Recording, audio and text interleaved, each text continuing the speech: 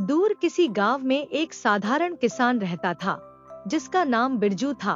वह अपनी पत्नी विमला और बेटे रतन के साथ एक छोटे से कच्चे मकान में जीवन बिताता था। बिरजू मेहनत कर अपने परिवार का पेट पाल रहा था, लेकिन उसके संघर्ष कभी खत्म नहीं होते थे। एक शाम जब बिरजू थकामांदा खेतों से घर लौटा, तो विमला गुस्से और चिंता से भरी हुई बोली, अजी सुनते हो, हम 3 लोग हैं इस घर में और आप हर महीने सिर्फ एक ही बोरी राशन लाकर देते हैं, वो भी 2 हफ्ते में खत्म हो जाता है। अब आप ही बताइए, बाकी के दिन हम कैसे गुजारें? मैं कहती हूँ, आप महाराज से जाकर कहिए कि हमें 1 महीने में 2 बोरी राशन चाहिए, कम से कम हम चैन से खा तो सकेंगे। बिरजू ने अपनी पत्नी की बात ध्यान से सुनी, फिर धीरे से कहा, भाग्यवान, तुम्हारी बात सही है, पर महाराज के खेत में काम करने वालों को बस 1 ही बोरी अनाज मिलता है, ये नियम है, भला वह मुझे 2 बोरी अनाज क्यों देंगे? विमला ने नाराज होते हुए जवाब दिया, तो आप अपने बेटे रतन को भी अपने साथ खेतों में काम पर क्यों नहीं लगा देते? तब तो हमारे पास 2 बोरी अनाज आ जाया करेगा। बिरजू गहरी सांस लेते हुए बोला, नहीं विमला, मैं ऐसा कभी नहीं करूँगा। मैं अपने बेटे से मजदूरी नहीं करवाना चाहता। मैं चाहता हूँ कि रतन राजमहल में किसी बड़े पद पर काम करे, एक मजदूर बनकर नहीं। मैं चाहता हूँ कि उसकी जिंदगी मुझसे बेहतर हो। विमला थोड़ी नर्म पड़ते हुए बोली, ठीक है, अगर तुम रतन से काम नहीं करवाना चाहते तो खुद महाराज के पास जाकर गुजारिश कर लो, शायद वो हमारी परेशानी समझें और 2 बोरी अनाज दे दे। बिरजू ने सिर हिलाते हुए कहा, हाँ तुम ठीक कहती हो, मैं कल सुबह ही महाराज के पास जाऊंगा, उनसे इस बारे में बात करूंगा। यह कहते हुए बिरजू ने रतन को देखा, जो पास ही बैठा था। उसकी आंखों में अपने बेटे के लिए एक सपना था और उस सपने को पूरा करने के लिए वह हर कठिनाई सहने को तैयार था। उस रात बिरजू ने ठान लिया कि चाहे जो हो जाए, वह अपने परिवार के लिए एक बेहतर भविष्य की राह बनाएगा। अगली सुबह बिरजू अपने मन में उम्मीदें लेकर महाराज के महल की ओर चल पड़ा। उसने सोचा था कि उसकी सच्चाई और मेहनत भरी बात सुनकर महाराज उसकी सहायता अवश्य करेंगे। जब वह महल के विशाल दरवाजे पर पहुंचा, तो वहां खड़े सशस्त्र रक्षकों ने उसे रोक दिया। क्या चाहिए तुम्हें? एक रक्षक ने कड़क आवाज में पूछा। मैं महाराज से मिलने आया हूँ, बिरजू ने विनम्रता से कहा। रक्षकों ने थोड़ी हिचकिचाहट के बाद उसे महल के अंदर जाने दिया। जैसे ही बिरजू महल के भव्य आंगन में पहुंचा, उसकी मुलाकात मंत्री जी से हुई। मंत्री जी, जो हमेशा अपने घमंड और कटाक्ष के लिए जाने जाते थे, ने बिरजू को सिर से पैर तक घूरते हुए कहा, अरे अरे, कहाँ चले आ रहे हो? यह महल है, तुम्हारे जैसे गरीबों का खाना खाने का स्थान नहीं। किसने तुम्हें अंदर आने दिया? बिरजू ने सिर झुकाते हुए जवाब दिया, मंत्री जी, मैं महाराज से मिलने आया हूँ। मंत्री ने ठहाका लगाते हुए कहा, क्या तुम राजा के रिश्तेदार हो जो तुमसे मिलने महाराज दौड़े आएंगे? बताओ, काम क्या है? बिरजू ने अपनी बात समझाने की कोशिश की। मंत्री जी, मैं महाराज से कहना चाहता हूँ कि मेरे परिवार में 3 लोग हैं, मैं, मेरी पत्नी विमला और मेरा बेटा रतन। हमें हर महीने केवल 1 बोरी अनाज मिलता है, जो हमारे गुजारे के लिए काफी नहीं है। अगर महाराज कृपा करें तो हमें 2 बोरी अनाज मिल सके। मंत्री के चेहरे पर व्यंग्य भरी मुस्कान आ गई। उसने कहा, क्या तुम्हें नहीं मालूम? शाही खेतों में काम करने वालों को केवल उतना ही अनाज दिया जाता है जितना उनका काम तय करता है। अगर तुम्हारा बेटा भी काम करेगा तो तुम्हें दूसरी बोरी अनाज मिल सकती है। और हाँ, महाराज से मिलने की बात तो भूल ही जाओ। बिरजू ने अपनी उम्मीदों को बचाने की कोशिश करते हुए कहा, मंत्री जी, हमारे महाराज बहुत दयालु हैं। अगर मैं उन्हें अपनी हालत बताऊंगा तो वे जरूर मेरी बात सुनेंगे। मंत्री थोड़ा चिढ़कर बोला, ठीक है, यहीं रुको, मैं महाराज से बात करके आता हूँ। कुछ देर बाद मंत्री वापस आया और ठंडी आवाज में बोला, महाराज ने तुम्हें 2 बोरी अनाज देने से साफ इनकार कर दिया है। यह सुनकर बिरजू के दिल पर जैसे चोट लगी। उसने गिड़गिड़ाते हुए कहा, मंत्री जी, मुझे एक बार महाराज से मिलने दीजिए, मैं खुद उनसे बात करना चाहता हूँ। मंत्री ने अपनी आंखें तरेड़ते हुए कहा, तुम्हें समझ नहीं आता क्या? महाराज तुमसे मिलना नहीं चाहते, और अगर ज्यादा शोर मचाया तो मैं तुम्हारी एक बोरी अनाज भी कटवा दूंगा। फिर जाओ अपने परिवार के साथ भूखे मरने। मंत्री की सख्त और कटु बातों ने बिरजू का हौसला तोड़ दिया। वह गहरे दुख और निराशा के साथ महल से बाहर निकल गया, लेकिन उसके मन में एक ही सवाल गूंज रहा था, क्या गरीबों की मेहनत और सच्चाई की कोई कीमत नहीं है? बिरजू भारी कदमों से घर पहुंचा। उसके चेहरे पर थकान और निराशा की गहरी लकीरें थी। उसे खाली हाथ लौटता देख विमला और रतन परेशान हो गए। विमला ने चिंतित स्वर में पूछा, अरे सुनिए, आप खाली हाथ क्यों लौट आए? क्या महाराज से अनाज नहीं मिला? बिरजू ने ठंडी सांस लेते हुए कहा, नहीं विमला, मैं अनाज नहीं ला पाया। मंत्री जी ने मेरी बात को सुना ही नहीं और कहा कि नियम यही है कि हर घर को एक ही बोरी अनाज मिलेगा। यह सुनकर विमला का चेहरा गिर गया। तभी रतन पास आकर बोला, पिताजी, अगर ऐसा है तो मैं भी आपके साथ खेतों में काम पर लग जाऊं, इससे हमारे घर में 2 बोरियां अनाज आ जाएगी। बिरजू ने अपने बेटे के सिर पर हाथ रखते हुए कहा, नहीं बेटा, मैं नहीं चाहता कि तुम मेरी तरह मजदूर किसान की जिंदगी जियो। तुम्हें पढ़ लिख कर एक बड़ा आदमी बनना है। हम थोड़े कम में भी गुजारा कर लेंगे, पर तुम्हें मजदूरी नहीं करनी पड़ेगी। विमला ने बात संभालते हुए कहा, ठीक है जी, अगर आप ऐसा चाहते हैं तो ऐसा ही होगा, पर एक बार फिर मंत्री जी से बात जरूर कर लीजिए कि हमारी 1 बोरी अनाज की जगह 2 बोरियां दी जाएं। बिरजू ने हामी भरते हुए कहा, ठीक है विमला, मैं कल फिर कोशिश करूंगा। अगले दिन बिरजू खेतों में काम करने के बाद अनाज की बोरियां गोदाम में रखने गया। वहां का नजारा देखकर उसके कदम ठिठक गए। उसने देखा कि मंत्री जी किसी आदमी के साथ छुपकर गहरी बातचीत कर रहे थे। अरे, मंत्री जी इतनी छुपकर क्या बातें कर रहे हैं? देखना पड़ेगा, बिरजू ने मन ही मन सोचा। वह एक पेड़ के पीछे छिपकर उनकी बातें सुनने लगा। मंत्री गंभीर स्वर में उस आदमी से कह रहा था, देखो, जैसा मैंने कहा है वैसा ही करना। किसी को कानों कान खबर नहीं होनी चाहिए। अगर बात बाहर गई तो हम दोनों फंस जाएंगे। आदमी ने झुककर जवाब दिया, मंत्री जी, आप चिंता न करें। आज तक किसी को कुछ पता चला है? जो अब पता चलेगा। इतने वर्षों से आप राज्य के किसानों को मिलने वाले अनाज में घोटाला करते आए हैं। महाराज की तरफ से हर किसान को 5 बोरियां अनाज मिलनी चाहिए, लेकिन आप उन्हें सिर्फ 1 बोरी देते हैं और बाकी 4 बोरियां चुपचाप दूसरे राज्य में बेच देते हैं। मंत्री ने उसे घूरते हुए कहा, नालायक, धीरे बोल। अगर किसी ने सुन लिया कि मैं अनाज का घपला कर रहा हूँ तो महाराज मेरा सिर धड़ से अलग कर देंगे। आदमी हंसते हुए बोला, मंत्री जी, आप चिंता क्यों करते हैं? यहाँ दूर दूर तक कोई नहीं है। सारे किसान घर जा चुके हैं। बिरजू ने पेड़ के पीछे छुपकर मंत्री और उसके साथी की पूरी बातचीत सुनी। उसकी आंखों में गुस्सा और दिल में बेचैनी थी। उसने गहरी सांस लेते हुए कहा, हे भगवान, यह सारा खेल इस मंत्री का है।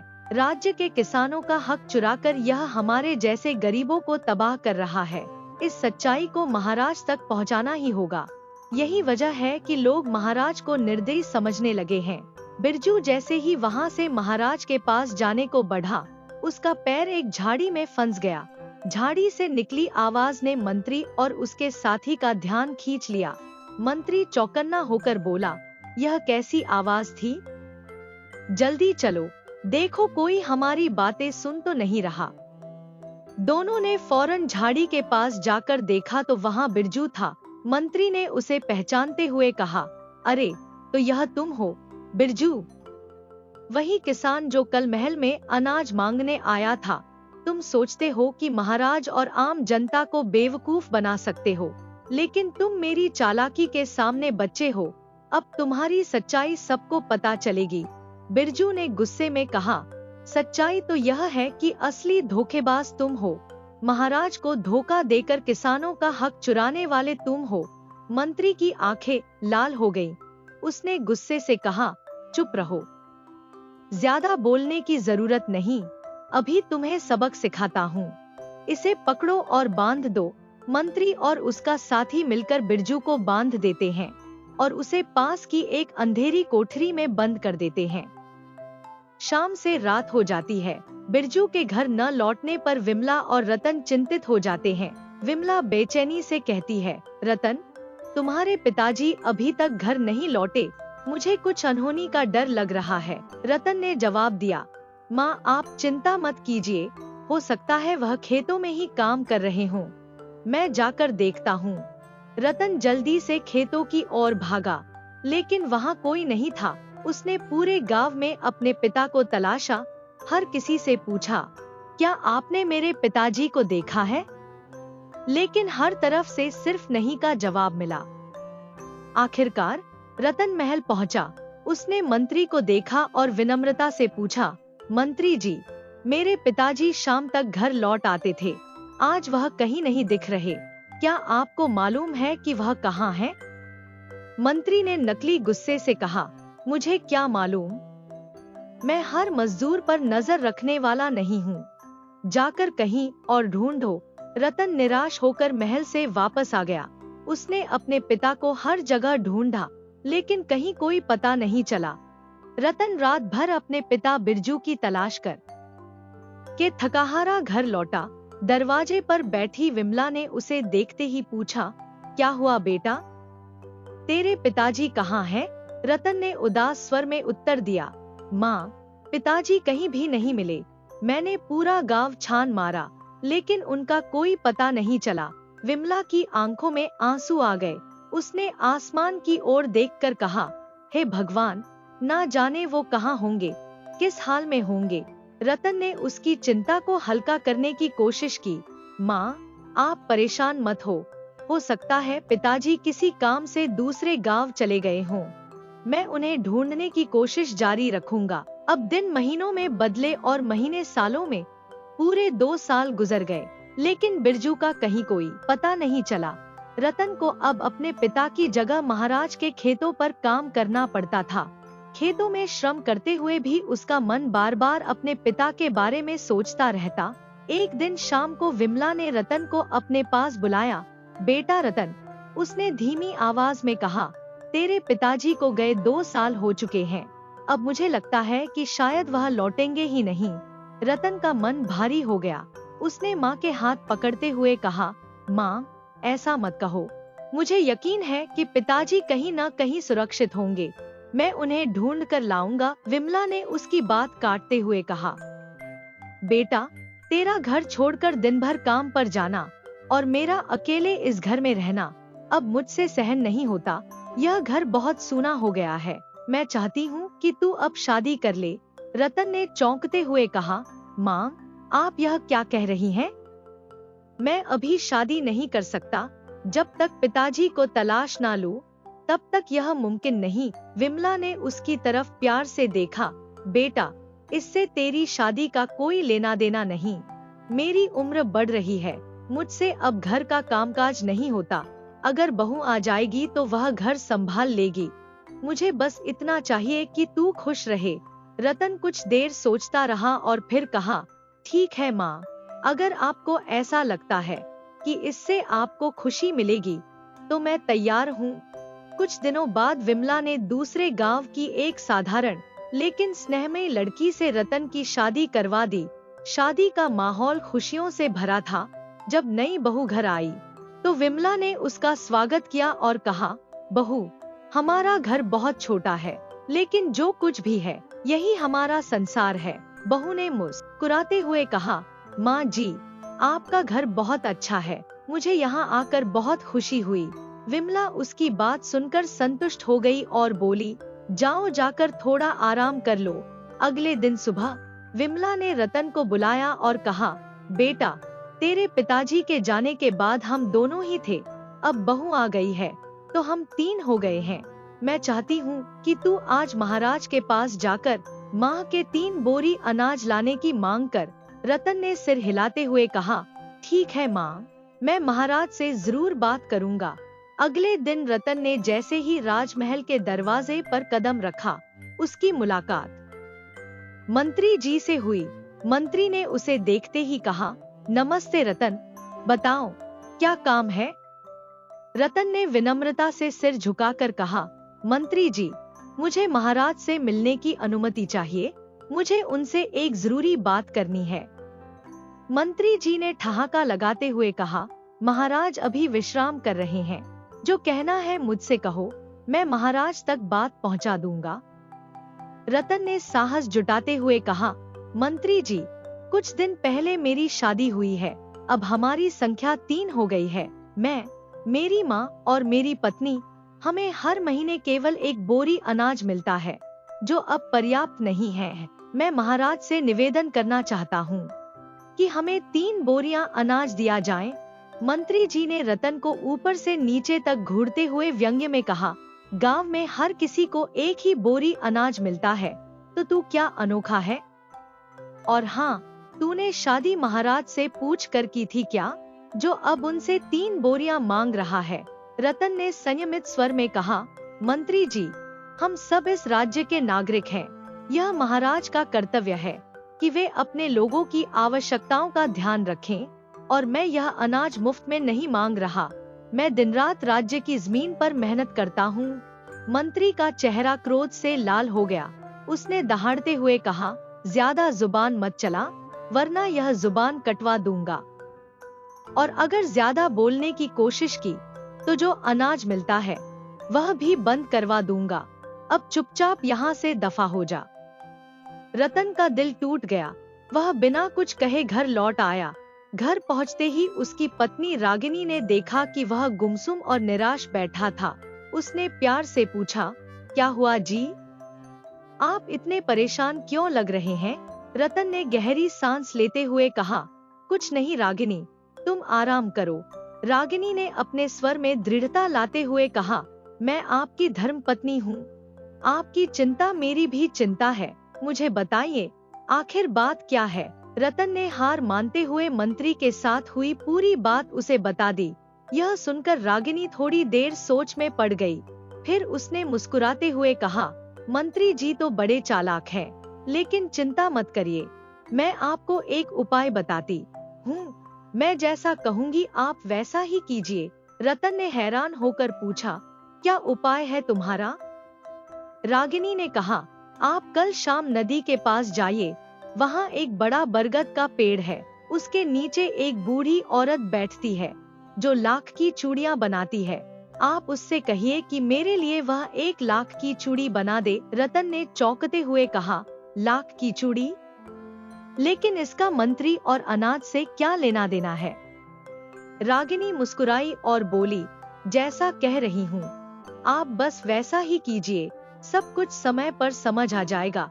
रतन ने सहमति में सिर हिला दिया, लेकिन उसके चेहरे पर सवालों का झुरमुट साफ झलक रहा था। अगली शाम रतन रागिनी की सलाह मानते हुए नदी किनारे पहुंचता है। रात का समय था और चांदनी की हल्की रोशनी नदी के शांत जल पर बिखरी हुई थी। एक विशाल बरगद के पेड़ के नीचे एक बूढ़ी औरत लकड़ी की एक छोटी सी चौकी पर बैठी थी। वह अपने कांपते हाथों से रंग बिरंगी लाख की चूड़ियां बना रही थी। रतन धीरे धीरे उसके पास पहुंचा और झिझकते हुए बोला, माँ जी, मुझे मेरी पत्नी के लिए लाख की एक चूड़ी चाहिए, क्या आप बना सकती हैं? बूढ़ी औरत ने अपना काम रोककर ऊपर देखा और मुस्कुराते हुए कहा, तुम्हारी पत्नी सच में खुशनसीब है, जो तुम्हारे जैसा पति मिला। रुको बेटा, मैं तुम्हारे लिए चूड़ी बना देती हूँ। उसने अपनी उम्रदराज आंखों में प्यार भरी चमक के साथ चूड़ी बनाना शुरू किया। थोड़ी ही देर में उसने रतन को चमचमाती हुई 1 लाख की चूड़ी थमा दी। रतन ने चूड़ी ली और उसे लेकर घर वापस आया। उसने रागिनी को चूड़ी देते हुए कहा, यह लो तुम्हारी चूड़ी, लेकिन अब मुझे बताओ, इस चूड़ी का क्या करना है? रागिनी ने चूड़ी को ध्यान से देखा और गंभीर स्वर में बोली, अब इसे किसी भी तरह महाराज तक पहुंचा दीजिए। रतन चौंक गया। क्या? महाराज को? और क्यों? यह सब मुझे समझ नहीं आ रहा। रागिनी ने धैर्यपूर्वक कहा, जो मैं कह रही हूँ वह करिए। यह चूड़ी महाराज के पास जानी चाहिए, बस इतना ही। अगले दिन रतन ने एक दास के माध्यम से वह चूड़ी महाराज को भेज दी। चूड़ी देखकर महाराज चकित हो गए। लाख की यह अद्भुत चूड़ी उनकी नजरों को आकर्षित कर गई। उन्होंने तुरंत उस दास से कहा, जिसने यह चूड़ी भेजी है, उसे तुरंत महल में बुलाओ। उसी समय महल से दूर एक गुफा के बाहर मंत्री खड़ा था। उसके साथ वही आदमी था जिसे वह राज्य का अनाज बेचता था। दोनों गंभीरता से बात कर रहे थे। मंत्री ने धीमे स्वर में कहा, किसी को यह खबर नहीं लगनी चाहिए कि ये दोनों अभी तक जिंदा हैं। अगर किसी ने जान लिया तो हमारी सारी साजिश बेकार हो जाएगी। उस आदमी ने हैरानी से पूछा, मंत्री जी, फिर आप इन्हें मार क्यों नहीं देते? आपने इन्हें जिंदा क्यों रखा है? मंत्री ने ठहाका लगाते हुए जवाब दिया, जो मेरे साथ दगा करता है उसे मैं मारता नहीं, जिंदा रखकर उसकी तकलीफ बढ़ाना, यही मेरी सजा है। यही इन दोनों के साथ होगा। उधर गुफा के अंदर अंधेरा और भयावह माहौल था। वहाँ एक कोने में बिरजू और एक और आदमी बेड़ियों में जकड़े हुए थे। दोनों थके हुए और कमजोर लग रहे थे। मंत्री की आवाज गुफा के अंदर गूंज रही थी और बिरजू ने अपनी मुट्ठी भींचते हुए सोचा, एक दिन यह अन्याय खत्म होगा, सच सामने आकर रहेगा। इधर महल का वातावरण गंभीर और उत्सुकता से भरा हुआ था। महाराज सिंहासन पर बैठे थे। उनके चेहरे पर गंभीरता और आंखों में जिज्ञासा थी। उनके सामने रतन सिर झुकाए हुए खड़ा था। महाराज बोले, तुम ही हो जिसने यह लाख की चूड़ी हमें भिजवाई? रतन ने आदर पूर्वक कहा, जी महाराज। महाराज ने प्रश्न किया, यह चूड़ी कहाँ से लाई गई और इसे हमारे पास भेजने का विचार तुम्हारे मन में कैसे आया? रतन ने उत्तर दिया, महाराज, यह चूड़ी एक बूढ़ी औरत ने बनाई है जो नदी के पास बरगद के पेड़ के नीचे रहती है। इसे आपके पास भेजने का सुझाव मेरी पत्नी रागिनी का था। महाराज का चेहरा गंभीर हो गया। उन्होंने तुरंत आदेश दिया, इसकी पत्नी को यहाँ बुलाया जाए। कुछ देर बाद रागिनी महल में लाई गई। उसकी चाल में आत्मविश्वास था और आंखों में ज्ञान का प्रकाश। महाराज ने उसे देखते ही पूछा, तो तुम हो उसकी पत्नी? अब हमें यह बताओ कि इस चूड़ी के बारे में तुम क्या जानती हो? रागिनी ने विनम्रता से कहा, महाराज, जितना आप इस चूड़ी और इसे बनाने वाली के बारे में जानते हैं, उससे अधिक मैं जानती हूँ। महाराज ने क्रोध से पूछा, तुम कौन हो और वह बूढ़ी औरत कौन है? रागिनी ने दृढ़ता से उत्तर दिया, महाराज, मैं कौन हूँ यह जानना उतना आवश्यक नहीं जितना उस बूढ़ी औरत के बारे में जानना है। वह इस राज्य के लिए अत्यंत महत्वपूर्ण है। महाराज ने तत्परता से आदेश दिया, हमें उस बूढ़ी औरत के पास ले चलो, सेना तैयार करो। महाराज, रागिनी, रतन और राज दरबार के लोग नदी किनारे पहुँचे। वहाँ बरगद के पेड़ के नीचे वही बूढ़ी औरत बैठी थी जो लाख की चूड़ियां बना रही थी। महाराज ने उसे देखकर कहा, तुम ही हो जिसने यह चूड़ी बनाई है? वह औरत मुस्कुराई, जी महाराज, लेकिन इस चूड़ी का रहस्य केवल वही जान सकता है जो इसे समझने की शक्ति रखता है। महाराज आश्चर्यचकित थे। उन्होंने कहा, हमें सब बताओ। इसी बीच गुफा में चूहे अनाज के बोरों को कुतरने लगे। अनाज के साथ साथ चूहों ने बिरजू और दूसरे कैदी की रस्सियां भी काट दी। बिरजू ने राहत की सांस ली। हे भगवान, आज हमें आजादी मिली। अब मैं महाराज को मंत्री की सच्चाई बताने जाऊंगा। दूसरे कैदी ने कहा, तुम्हें यहाँ क्यों कैद किया गया था? बिरजू ने गंभीरता से कहा, यह लंबी कहानी है, लेकिन मंत्री का खेल अब खत्म होने वाला है। पहले मैं अपने परिवार से मिलने जाऊंगा, फिर राजमहल पहुंचूंगा। कैदी ने कहा, मैं भी तुम्हारे साथ चलूंगा। इस रहस्य का खुलासा जरूरी है। बिरजू जल्दी जल्दी अपने घर की ओर निकल पड़ा। उसका चेहरा उत्साह और चिंता से भरा था। वहीं दूसरा कैदी सीधे राजमहल की ओर रवाना हो गया। यह पक्का करने की महाराज तक मंत्री की सच्चाई पहुंच जाए। रास्ते में बिरजू ने सोचा, अब सच्चाई सामने लानी ही होगी। जो कुछ मंत्री ने किया है उसका जवाब उसे हर हाल में देना होगा। मंत्री की नजर जैसे ही पंडित पर पड़ी, उसने तुरंत अपने गुंडों को इशारा किया। गुंडों ने पंडित को पकड़ लिया और मंत्री उसे खींचकर जंगल के एक कोने में ले गया। पंडित डरा नहीं, बल्कि दृढ़ता से बोला, मंत्री, तुम मुझे रोक नहीं सकते, मैं महाराज को सच्चाई बता दूंगा। मंत्री ठहाका मारकर हंसा और बोला, तेरी यह हिम्मत अब ज्यादा देर तक नहीं चलेगी। मेरा राज राज ही रहेगा। आज तेरा खेल खत्म। पंडित ने गुस्से में कहा, मंत्री, तुमने जो घिनौने काम किए हैं उसकी सजा तुम्हें जरूर मिलेगी। मंत्री ने तलवार उठाई और पंडित की ओर बढ़ा। दूसरी ओर नदी किनारे बरगद के पेड़ के नीचे बैठी बूढ़ी औरत को देखकर महाराज चौंक उठे। जैसे ही उनकी नजर औरत पर पड़ी, उनकी आंखें भर आईं। आप महारानी इतने वर्षों तक कहाँ थी? महाराज का गला भर्रा गया। महारानी भावुक होकर बोली, महाराज, यह दिन देखने के लिए मैंने बहुत कुछ सहा है। मुझे लगता था कि मेरा आपसे दूर जाना ही सही था। महाराज गहरी सांस लेते हुए बोले, हमने आपको हर जगह ढूंढा।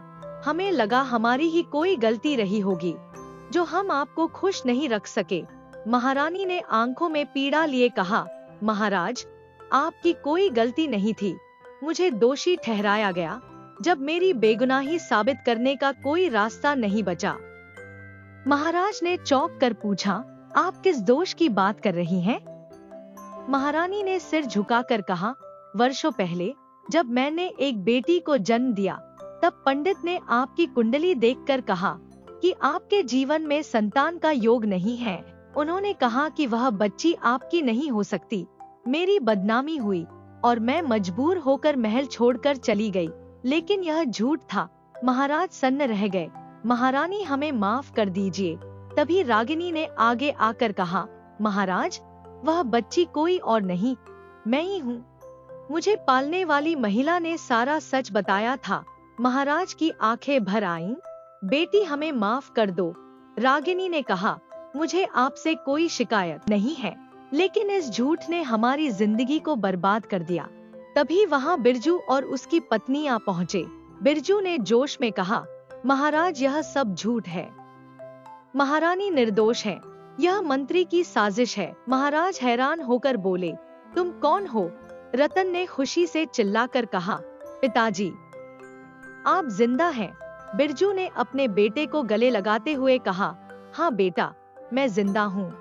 मुझे मंत्री ने कैद कर रखा था ताकि मैं सच्चाई सामने न ला सकूं। महाराज ने कड़क आवाज में पूछा, मंत्री ने ऐसा क्यों किया?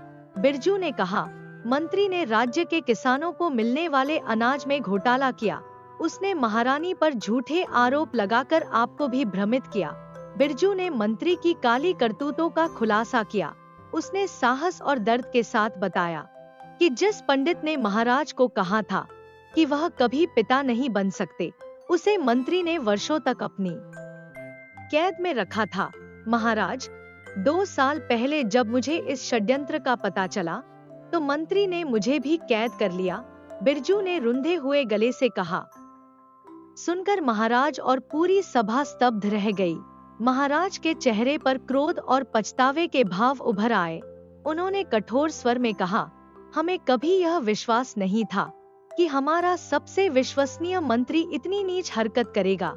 उसने हमारे राज्य, हमारे परिवार और हमारे विश्वास के साथ विश्वासघात किया है। उसे उसके पापों की सजा जरूर मिलेगी और हमारी पत्नी और बेटी को उनका खोया हुआ सम्मान वापस मिलेगा। महाराज ने तुरंत अपने सैनिकों को आदेश दिया, मंत्री को गिरफ्तार करो और उसे महल के प्रांगण में लाओ। महल के प्रांगण में पूरा राज्य इकट्ठा हुआ था। मंत्री को बेड़ियों में जकड़कर लाया गया। उसका सिर झुका हुआ था और उसके चेहरे पर भय साफ झलक रहा था। महाराज ने गरजते हुए कहा, तुमने न केवल हमारे परिवार को बल्कि पूरे राज्य को धोखा दिया है। तुम्हारे पापों का प्रायश्चित अब केवल मौत है। मंत्री को सजाए मौत दी गई। प्रजा ने महाराज के न्याय की सराहना की। और पूरे राज्य में न्याय और सच्चाई की जीत का जश्न मनाया। इसके बाद महाराज ने अपनी पत्नी को फिर से महारानी का पद सौंपा। उन्होंने अपनी बेटी रागिनी को गले लगाते हुए कहा, हमें माफ कर दो बेटी, हमारी भूल के कारण तुम्हें और तुम्हारी माँ को इतने वर्षों तक कष्ट सहना पड़ा। रागिनी ने नम आंखों से अपने पिता को माफ कर दिया। महाराज ने अपने विश्वास और न्यायप्रियता के प्रतीक के रूप में रतन को राज्य का नया मंत्री घोषित किया। उन्होंने कहा, रतन, तुम्हारी मेहनत, ईमानदारी और संघर्ष ने तुम्हें इस पद के योग्य बनाया है। हमें पूरा विश्वास है कि तुम राज्य का भला करोगे। महाराज ने घोषणा की कि राज्य के सभी गरीब किसानों को जमीन का एक एक टुकड़ा दिया जाएगा ताकि वे अपनी आजीविका चला सकें। राज्य में खुशहाली और समृद्धि लौट आई। लोग आनंद और उल्लास से भर गए। महल में एक भव्य उत्सव का आयोजन किया गया। महाराज, महारानी, रतन और रागिनी एक साथ खड़े थे। उनके चेहरे पर संतोष और प्रेम के भाव थे। पूरी प्रजा ने मिलकर उनकी जय जयकार की। राज्य में न्याय, प्रेम और सुख शांति का नया अध्याय शुरू हुआ और कहानी यहीं समाप्त होती है। दोस्तों, एक और नई कहानी की ओर बढ़ने से पहले कृपया इस वीडियो को लाइक और इस चैनल को सब्सक्राइब कर लीजिए। तो शुरू करते हैं एक और नई कहानी। गांव में हरिया और मोहन नाम के दो किसान रहते थे। मोहन जहां स्वभाव से लालची और स्वार्थी था, वहीं हरिया सादगी और संतोष में जीवन बिताने वाला व्यक्ति था। दोनों के घर आमने सामने थे और उनके खेत भी एक दूसरे से लगे हुए थे। हरिया हमेशा खुश रहता था, चाहे परिस्थिति कैसी भी हो, और यह बात मोहन को खटकती थी। वह हर समय सोचता रहता, आखिर हरिया इतना खुश कैसे रह सकता है। मन ही मन वह उसकी खुशी से जलता रहता। एक दिन गांव में अचानक से तेज बारिश शुरू हो गई। बारिश रुकने का नाम नहीं ले रही थी। हरिया की पत्नी बिंदिया ने चिंतित स्वर में कहा, देखो हरिया, यह बारिश लगातार होती जा रही है। हमारी फसल पूरी तरह पककर तैयार है। अगर यह बारिश नहीं रुकी तो फसल खराब हो जाएगी। क्या करेंगे हम? हरिया मुस्कुराकर बोला, बिंदिया, चिंता करने से क्या होगा? जो होता है अच्छे के लिए होता है। प्रकृति अपना काम कर रही है और हमें अपना बस धैर्य रखो। दूसरी ओर मोहन इस बारिश को देखकर मन ही मन खुश हो रहा था। उसने अपनी पत्नी रुक्मिणी से कहा, अरे रुक्मिणी, देख रही हो, यह बारिश रुकने का नाम नहीं ले रही है। मुझे तो बड़ा मजा आ रहा है। लगता है हरिया की सारी फसल बर्बाद हो जाएगी। बेचारा परेशान हो रहा होगा। रुक्मिणी ने जवाब दिया, लेकिन यह बारिश आपकी फसल को भी तो नुकसान पहुंचाएगी, आपको भी परेशानी होगी। मोहन हंसते हुए बोला, अरे मेरी फसल बर्बाद हो जाए तो क्या? मैं तो ब्याज पर अनाज और रुपया देता हूँ। लोगों से वसूली करके आराम से अपने दिन काट लूंगा। मुझे कोई चिंता नहीं। हरिया जैसे भोले किसानों की परेशानी देखना ही मेरे लिए मजा है। कुछ दिनों बाद बारिश आखिरकार थम गई, लेकिन उसने पूरे गांव की फसलों को बर्बाद कर दिया था। खेतों में खड़ी फसलें कीचड़ और पानी में डूब चुकी थी। किसान मायूस होकर सिर पकड़े बैठे थे।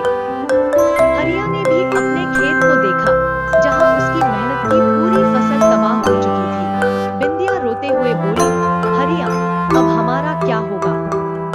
हमारी पूरी फसल बर्बाद हो गई है। हरिया ने उसके आंसू पोंछते हुए शांत स्वर में कहा, बिंदिया, जो हुआ उसे बदला नहीं जा सकता, लेकिन हमारा धैर्य और मेहनत ही हमारी ताकत है। ये फसल नहीं, हमारी उम्मीदें और मेहनत हमारे साथ है। चिंता मत करो, सब ठीक होगा। वहीं मोहन अपने आंगन में खड़ा हंसी में खोया हुआ था। उसे अपने खेत की बर्बादी की कोई परवाह नहीं थी। वह सोच रहा था, अब हरिया को अपनी फसल के नुकसान का खामियाजा भुगतना पड़ेगा। उसे मेरी तरह दूरदर्शी होना चाहिए था, लेकिन नियति का खेल अभी बाकी था। हरिया अपने खेत में खड़ा था, जहां चारों ओर सिर्फ बर्बादी का मंजर था। उसकी पकी हुई फसल अब बारिश की मार से पूरी तरह नष्ट हो चुकी थी। गीली मिट्टी में टूटे हुए पौधे और पानी के बड़े बड़े गड्ढे उसके कड़ी मेहनत का मजाक उड़ा रहे थे। वह गहरी सोच में डूबा था। तभी मोहन वहां आ पहुंचा। मोहन ने अपनी व्यंग्यात्मक मुस्कान के साथ कहा, क्या बात है हरिया, बड़े परेशान लग रहे हो, तुम्हारे चेहरे की चमक तो गायब हो गई है, आखिर हुआ क्या? हरिया ने उसकी ओर देखा और भारी मन से कहा, क्या बताऊं मोहन, देख तो सही, मेरी फसल पूरी तरह बर्बाद हो गई, महीनों की मेहनत एक ही झटके में खत्म हो गई, अब सोच रहा हूँ कि आगे क्या करूँगा। मोहन ने ठहाका लगाते हुए कहा, अरे हरिया, इसमें परेशान होने की क्या बात है, देखो मैंने तुम्हें पहले ही समझाया था कि इस तरह गरीबों पर पैसा लुटाने से कुछ हासिल नहीं होगा, तुम हमेशा अपनी मेहनत का फल दूसरों में बांटते रहते हो, अगर मेरी तरह पैसे बचा कर रखते और गांव वालों को ब्याज पर पैसा देते तो आज तुम्हारी चिंता आधी हो जाती, सोचने समझने में ही बुद्धिमानी है भाई। हरिया ने शांत लेकिन दृढ़ स्वर में कहा, मोहन, सुख दुख सोचने से नहीं आते, ये तो भाग्य पर निर्भर होते हैं और मुझे अपने भाग्य पर पूरा भरोसा है, भगवान ने आज तक मुझे कभी भूखा नहीं रखा, आगे भी नहीं रखेंगे, मेहनत और ईमानदारी का फल जरूर मिलता है। हरिया की बात सुनकर मोहन ने हंसते हुए कहा, भाग्य? हाँ, भाग्य पर भरोसा रखना तो तुम्हारी पुरानी आदत है, खैर तुम जैसे लोग सोचने के लिए बने ही नहीं। मोहन की हंसी से बेपरवाह हरिया ने गहरी सांस ली और अपने खेत की तरफ देखता रहा। तभी उसने मोहन से कहा, वैसे मोहन, एक बात कहनी थी, कल रात मैंने एक अजीब सपना देखा, सपना ऐसा था जो आज भी मुझे विचलित कर रहा है। मोहन, जो अब तक मजाक कर रहा था, थोड़ा गंभीर हो गया और पूछा, सपना? कैसा सपना? हरिया ने कहा, कल रात मैंने देखा कि मेरे खेत में बारिश का पानी अचानक रंग बिरंगी किरणों से चमकने लगा, फिर वह पानी धीरे धीरे सोने और चांदी के सिक्कों में बदल गया, वह सिक्के मेरे खेत से निकलकर मेरे घर की खिड़की से अंदर जाने लगे। हरिया की बात सुनकर मोहन चौंक गया, उसने उत्सुकता से कहा, क्या? ये तो वाकई अजीब सपना है, लेकिन सुनो, कल रात मैंने भी कुछ ऐसा ही सपना देखा, फर्क बस इतना है कि वो धन मेरे खेत से निकलकर मेरे चारों ओर चक्कर लगाने लगा। दोनों एक दूसरे को हैरानी से देखने लगे। मोहन ने थोड़ा रुककर कहा, भाई ये तो बड़ी अजीब बात है, एक जैसा सपना, लेकिन सपने तो आखिर सपने ही होते हैं, इन पर ज्यादा सोचने से कुछ हासिल नहीं होता। इतना कहकर मोहन अपने घर की ओर लौट गया। हरिया वहीं खड़ा रहा, अपने खेत को देखते हुए सोचने लगा, सपने चाहे जैसे भी हों, लेकिन हकीकत यही है कि मुझे फिर से मेहनत करनी होगी, इस धरती को दोबारा तैयार करना होगा, नए बीज बोने होंगे और दुगनी मेहनत करनी होगी, भगवान मुझे शक्ति देना। यह कहते हुए हरिया ने अपने खेत की मिट्टी को हाथ में उठाया, उसे महसूस किया और अपनी उम्मीद को फिर से जिंदा किया। कड़ी धूप थी और हरिया अपने खेत में हल चलाने में व्यस्त था। मेहनत से पसीना बहाते हुए वह अपनी फसल के लिए जमीन को तैयार कर रहा था। तभी अचानक उसका हल एक जगह अटक गया। उसने हल को निकालने की कोशिश की, लेकिन हल हिला तक नहीं। हरिया रुक गया और हल को ध्यान से देखने लगा। उसने हल को निकालते हुए सोचा, यह जमीन में कहाँ फंस गया? लगता है कोई पत्थर है या शायद कोई धातु। हरिया ने तुरंत हल को किनारे रखा और मिट्टी खोदने लगा। जैसे जैसे वह मिट्टी हटाता गया, उसके हाथ एक ठोस वस्तु से टकराए। वह चौंक कर बोला, अरे ये क्या है? यह तो सोने का कलश है। हरिया ने उत्सुकता से कलश को बाहर निकाला। वह बड़ा, चमकदार और स्वर्णिम था। उसने धीरे धीरे उसका ढक्कन खोला और देखते ही रह गया। कलश सोने की स्वर्ण मुद्राओं से भरा हुआ था।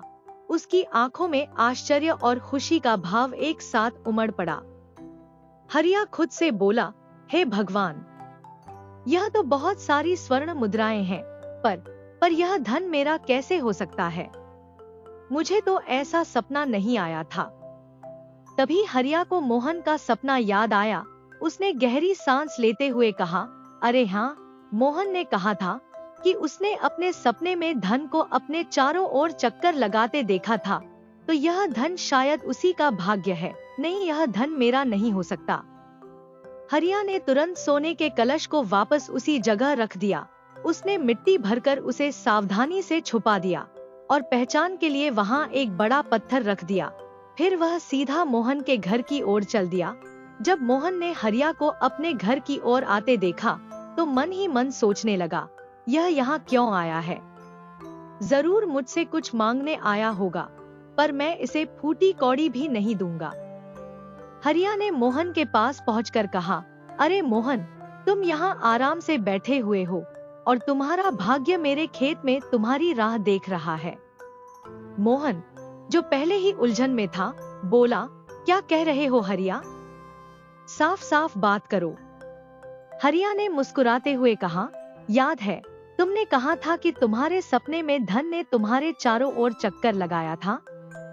लगता है तुम्हारा सपना सच हो गया है। मोहन अब उत्सुक हो उठा। उसने गंभीर होकर पूछा, क्या मतलब है तुम्हारा? जल्दी बताओ। हरिया ने उसे पूरी घटना विस्तार से बता दी कि कैसे उसने अपने खेत में सोने का कलश पाया, पर उसे यह सोचकर नहीं लिया कि वह मोहन के भाग्य का है। मोहन यह सुनकर अपनी खुशी छिपा नहीं सका, लेकिन मन ही मन उसने हरिया की मासूमियत पर हंसी उड़ाई। उसने सोचा, यह तो सच में मूर्ख है, इतना सारा धन छोड़कर मेरे पास भागा चला आया।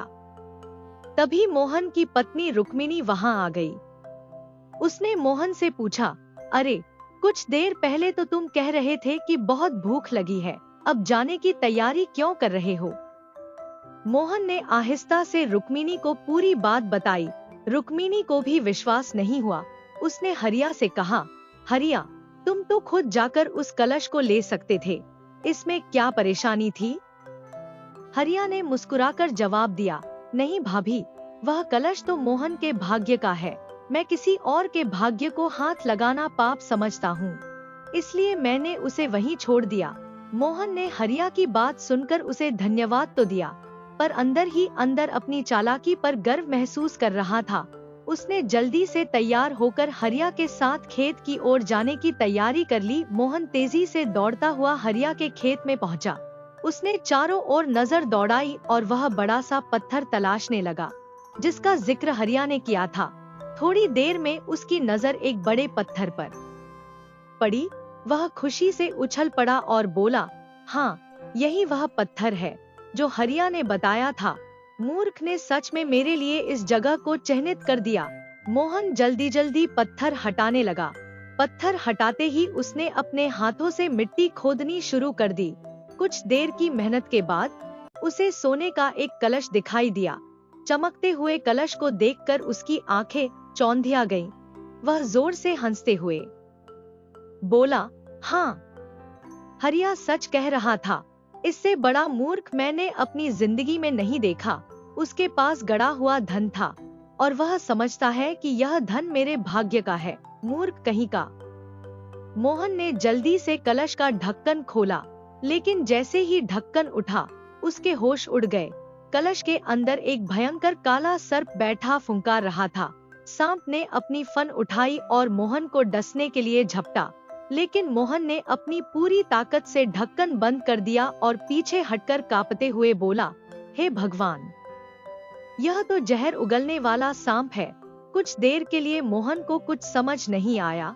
फिर उसने सोचा, अरे, यह हरिया जरूर मुझसे जलता है। उसने जानबूझकर यह साजिश रची है ताकि मुझे मरवा सके। लेकिन मूर्ख को यह नहीं पता कि मैं उससे भी ज्यादा चालाक हूँ। अब मैं इस कलश को उसके ही घर में फेंक दूंगा। यह सांप उसे और उसकी पत्नी को डस लेगा। आधी रात को मोहन ने कलश उठाया और चुपके से हरिया के घर पहुंचा। उसने खिड़की के रास्ते से कलश को अंदर फेंक दिया। कलश के गिरने से घर के अंदर एक तेज आवाज हुई। हरिया और उसकी पत्नी बिंदिया चौंक कर जाग गए। बिंदिया डरते हुए बोली, यह आवाज कैसी थी? कहीं हमारे घर की कोई दीवार तो नहीं गिर गई?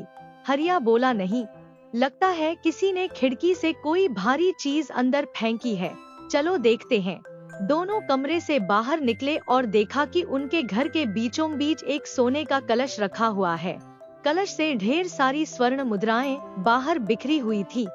हरिया ने कलश को देखा और खुशी से चिल्लाते हुए बोला, बिंदिया, अरे यह तो वही है जो मैंने सपने में देखा था। मेरा सपना सच हो गया। देखो, हमारा भाग्य हम पर मेहरबान है। बिंदिया हैरान थी। उसने पूछा, आप किस सपने की बात कर रहे हैं?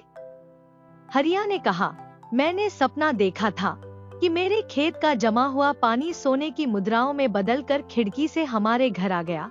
देखो, वही हुआ है। बिंदिया बोली, यह तो बहुत बड़ी बात है। अब हम अमीर हो गए हैं।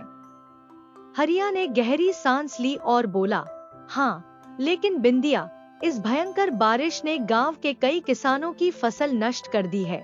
वे बहुत परेशान हैं। मुझे लगता है कि हमें यह धन उन जरूरतमंद किसानों में बांट देना चाहिए। बिंदिया मुस्कुराई और बोली, आप बिल्कुल सही कहते हैं।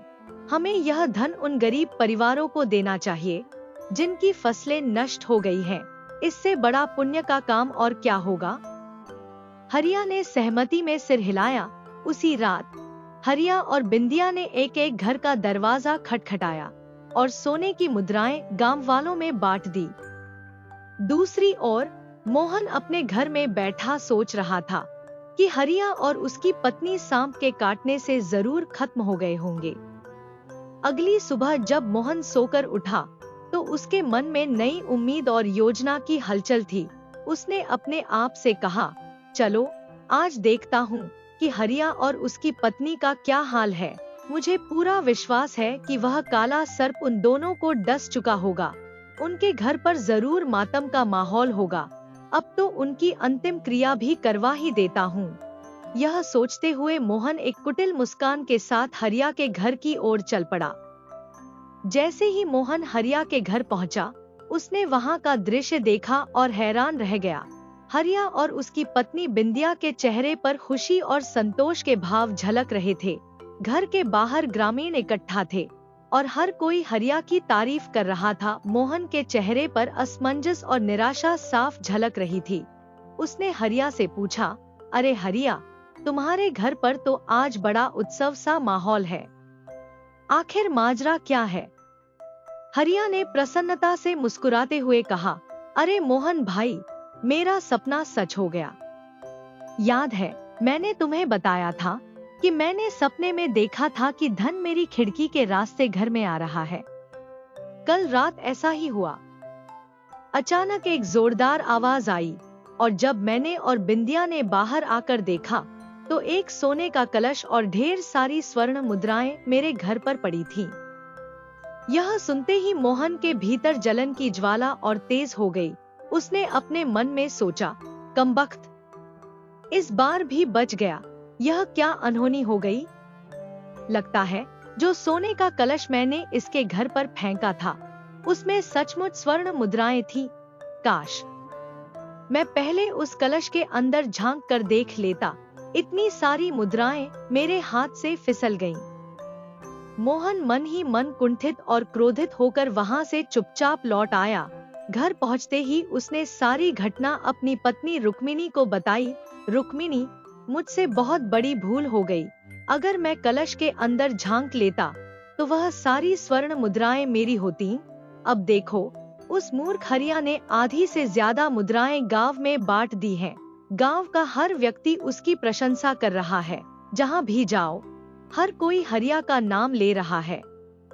रुक्मिणी ने गुस्से में कहा, मैंने कितनी बार कहा है कि जल्दबाजी से काम मत किया करो, लेकिन आप मेरी बात मानते ही नहीं। अब देखो, वह सारा धन हरिया का हो गया और वह गांव का नायक बन गया।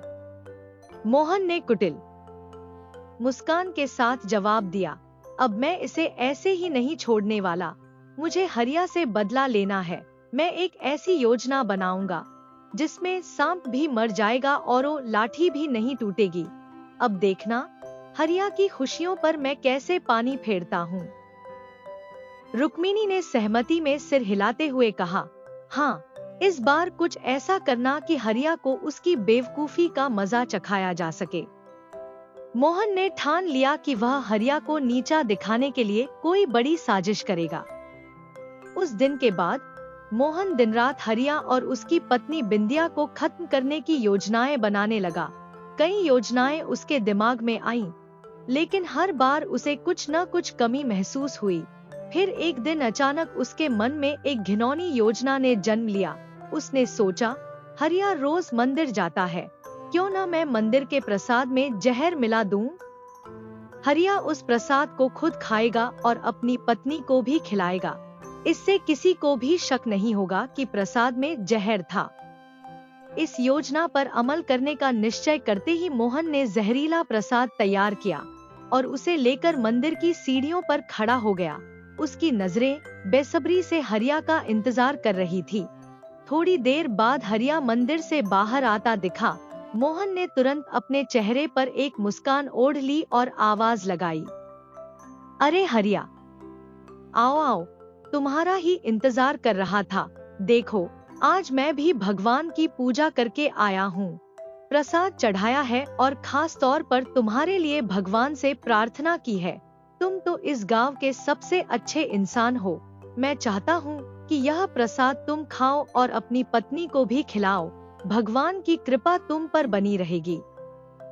हरिया मोहन की बातों से प्रभावित होते हुए बोला, वाह मोहन, आज तो तुमने मेरा दिल जीत लिया। तुम सचमुच बहुत अच्छे पड़ोसी हो। अब तो मैं यह प्रसाद खुशी खुशी खाऊंगा और बिंदिया को भी खिलाऊंगा। हरिया ने प्रसाद लिया और अपने घर की ओर चला गया।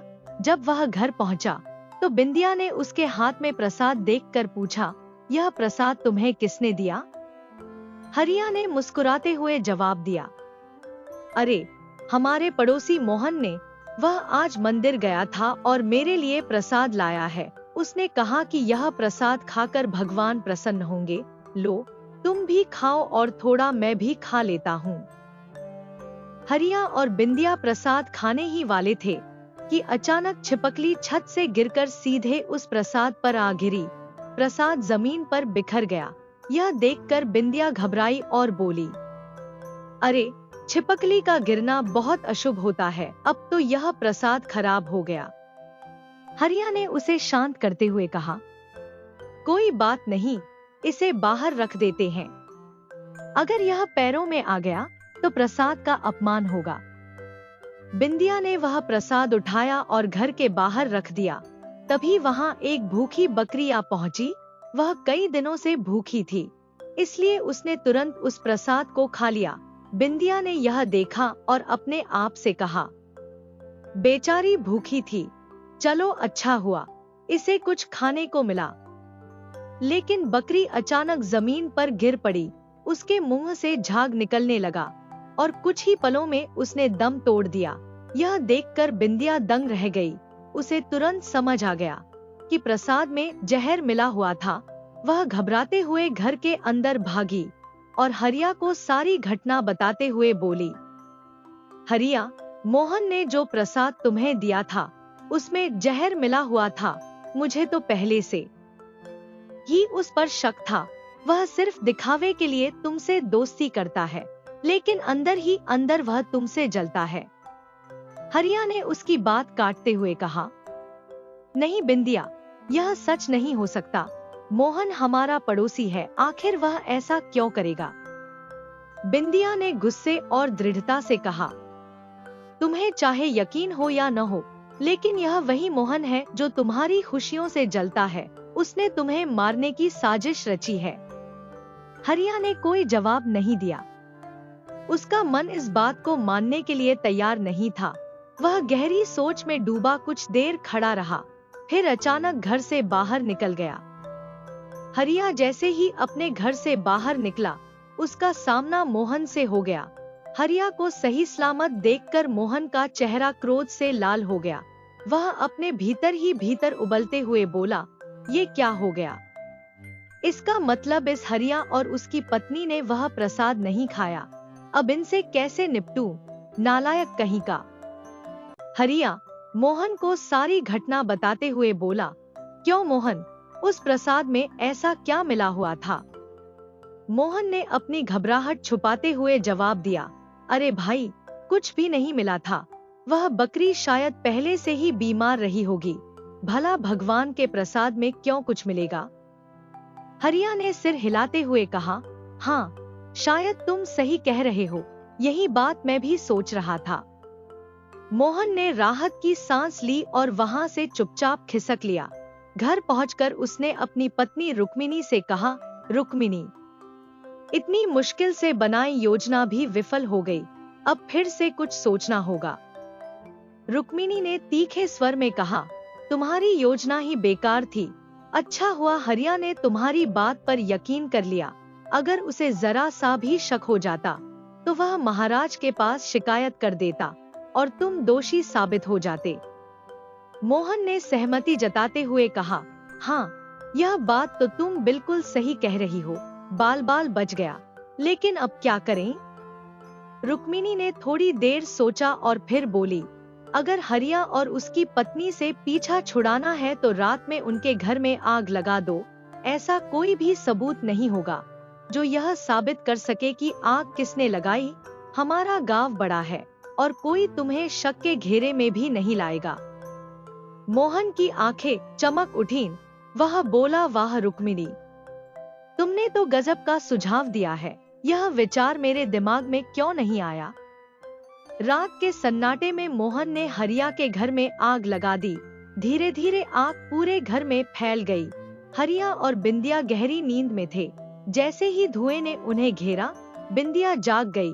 उसने हरिया को झकझोरते हुए कहा, देखो, हमारे घर में आग लग गई है।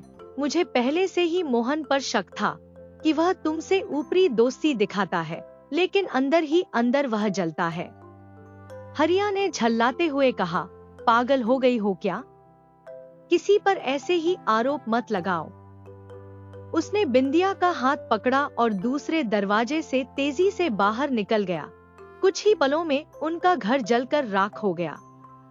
अगली सुबह हरिया और बिंदिया अपने घर के जले हुए अवशेषों के सामने बैठे थे।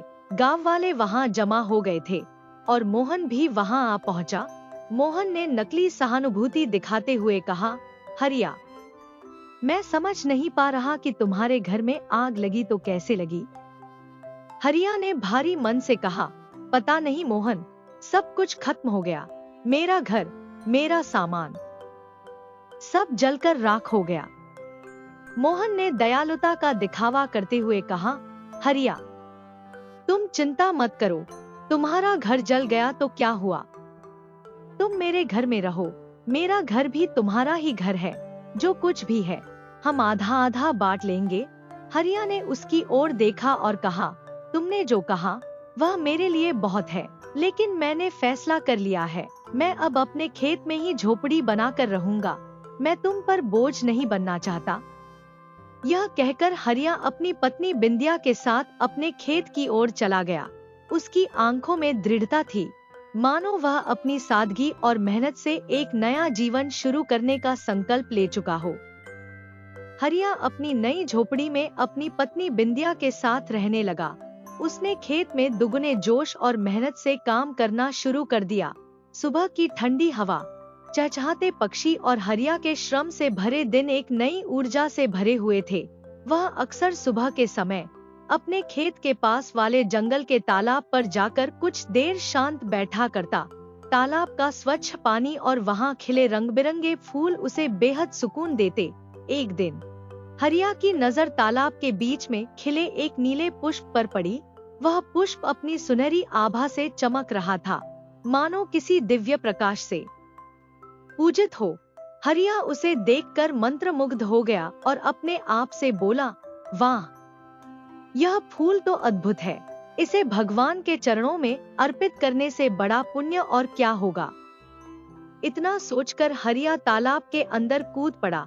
पानी की हल्की ठंडक और लहरों की कोमलता में उसने धीरे धीरे उस पुष्प की ओर बढ़ते हुए उसे तोड़ लिया। जैसे ही हरिया ने उस नील पुष्प को तोड़ा, तालाब के पानी में अचानक से रंग बिरंगी रोशनी फैल गई। उस रोशनी से एक सुंदर और दिव्य पुरुष प्रकट हुए। उनकी चमकती आंखें और सौम्य मुस्कान देखकर हरिया हक्का बक्का रह गया। तुम कौन हो? हरिया ने आश्चर्य से पूछा। मैं इस तालाब का देवता हूँ, दिव्य पुरुष बोले। तुमने जो नीला पुष्प तोड़ा है वह मेरा है। मैं इसे हर सुबह स्वयं तोड़कर अपनी पत्नी को भेंट करता हूँ, लेकिन आज तुमने इसे तोड़ लिया है। अब इसे मुझे लौटा दो, इसके बदले में मैं तुम्हें स्वर्ण मुद्राओं का खजाना दूंगा। हरिया ने उस पुष्प को आदरपूर्वक देवता के हाथ में रखते हुए कहा, यह पुष्प आपका ही है, यह तालाब आपका है, तो यह पुष्प भी आपका ही हुआ। मैं किसी खजाने की लालसा नहीं रखता, मुझे स्वर्ण मुद्राओं की आवश्यकता नहीं। हरिया की बात सुनकर तालाब का देवता चकित रह गया। उन्होंने गंभीर स्वर में कहा, तुम सचमुच बहुत अच्छे स्वभाव के हो। तुम्हारा मन लालच और स्वार्थ से कोसों दूर है। मैं तुमसे प्रसन्न हूँ। मैं तुम्हें एक वरदान देना चाहता हूँ। हरिया ने हाथ जोड़कर कहा, यदि आप मुझे वरदान देना ही चाहते हैं तो मुझे ऐसा वरदान दीजिए कि मेरा और मेरी पत्नी का मन सदा संतुष्ट रहे। मैं जो भी मेहनत करूं वह सफल हो, और यदि मैं मिट्टी को भी हाथ लगाऊं तो वह सोना बन जाए, ताकि मैं गरीब और जरूरतमंदों की मदद कर सकूं। यह सुनकर तालाब के देवता मुस्कुराए और बोले, तुम्हारी इच्छाएं बहुत ही महान और निस्वार्थ हैं। जैसा तुमने मांगा है वैसा ही होगा।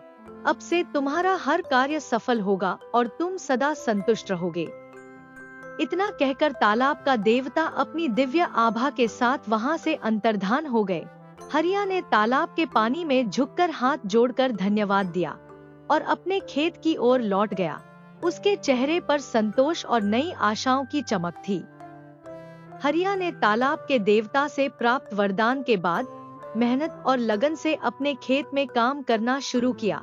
धीरे धीरे उसकी फसल सामान्य से 10 गुना अधिक बढ़ने लगी।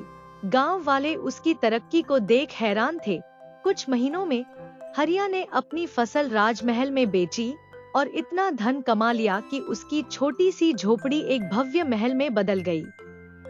हरिया की इस सफलता को देखकर मोहन का ईर्ष्यालु मन जल उठा।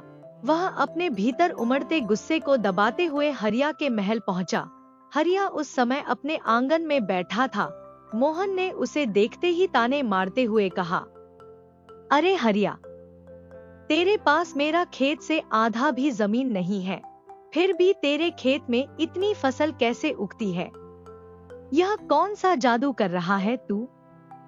कौन सा बीज इस्तेमाल करता है? जरा हमें भी बता दे। हरिया मुस्कुराते हुए बोला, अरे भाई मोहन, इसमें कोई जादू नहीं है। यह सब तालाब के देवता का दिया हुआ वरदान है। उन्होंने मेरी मेहनत और ईमानदारी देखकर मुझे यह आशीर्वाद दिया कि मैं जिस काम में हाथ लगाऊं वह सफल हो। हरिया की बात सुनकर मोहन का चेहरा लाल हो गया। उसके भीतर ईर्ष्या और लालच का ज्वार उमड़ पड़ा। अपने मन में वह बोला, तो ये बात है, अब समझ आया, हरिया इतनी जल्दी इतना अमीर कैसे बन गया। लेकिन अब देखना हरिया, मैं भी उस तालाब से वही वरदान प्राप्त करूंगा और तुझसे ज्यादा धनवान बन जाऊंगा।